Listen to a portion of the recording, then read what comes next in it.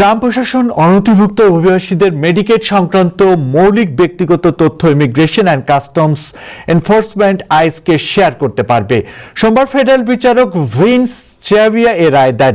বিচারক ভিন্স জানান, প্রশাসন আগামী 6 জানুয়ারি থেকে আইসের কাছে অনথিভুক্ত অভিবাসীদের মেডিকেড ব্যক্তিগত তথ্য আদান প্রদান করতে পারবে।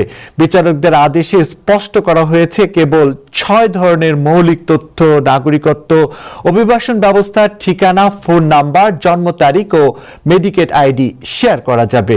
এর আগে ট্রাম্প প্রশাসন বিশেষ করে ডেমোক্রেট অধ্যুষিত ব্লু স্টেটের অনথিভুক্ত অভিবাসীদের মেডিকেড সংক্রান্ত ব্যক্তিগত তথ্য ইমিগ্রেশন কর্মকর্তাদের সাথে আদান প্রদান করার উদ্যোগ নেয়, কিন্তু ইমিগ্রেশন কর্তৃপক্ষের সাথে মেডিকেড তথ্য শেয়ার প্রক্রিয়া ঠেকাতে ক্যালিফোর্নিয়ার অ্যাটর্নি জেনারেল রব বন্টাও তার নেতৃত্বে 21টি ব্লু স্টেট আদালতে মামলা করেন। তখন বিচারক ভিন্স ট্রাম্প প্রশাসনের সে উদ্যোগের পর সাময়িক স্থগিতাদেশ দেন।